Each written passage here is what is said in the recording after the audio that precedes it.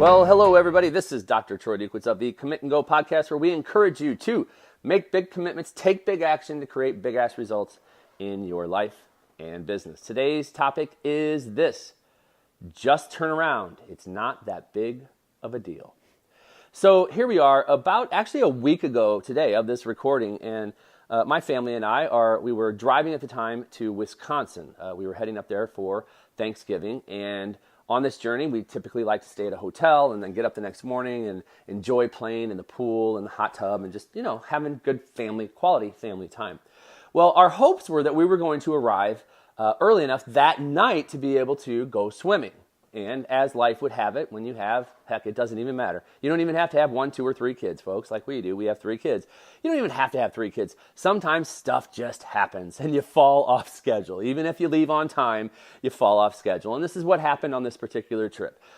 We left at what we would consider a reasonable time to get us there when we wanted to, but we had to make a stop, and that stop basically threw us off track. But that's okay. It's really okay, even though we had a desired outcome. You just have to learn to course correct, and that's what we did.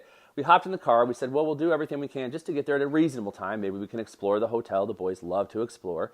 And we'll have a nice, quiet evening, do a little reading to the boys, and then go to bed.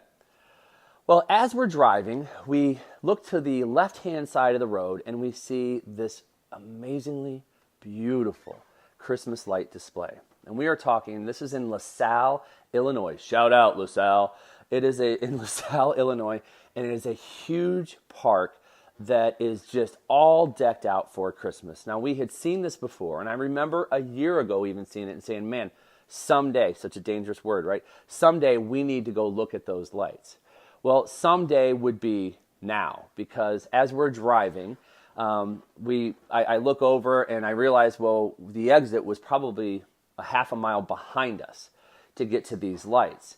But yet we all wanted to see the lights. And in my mind, I'm going, okay, I don't know how far down the road I'm going to have to go, but we're going to go see these damn lights. Everybody wanted to. I wanted to.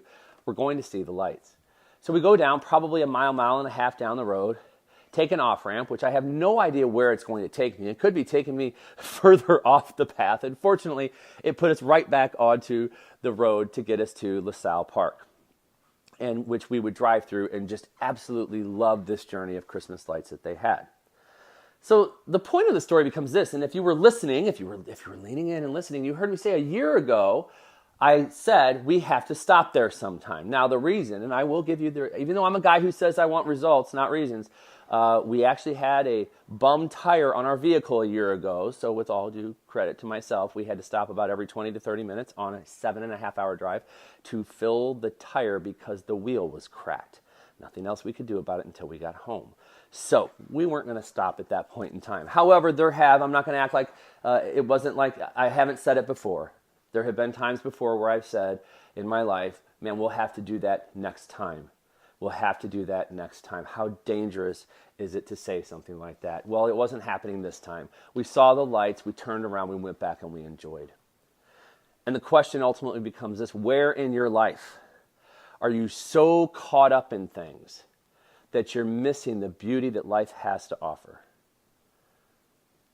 I mean, it's a simple question, folks. Probably not even easy to answer.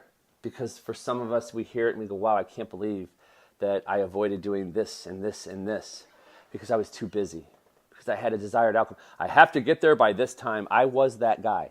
Years ago, I was that guy. I had to be there at a certain time. It all had to go according to schedule.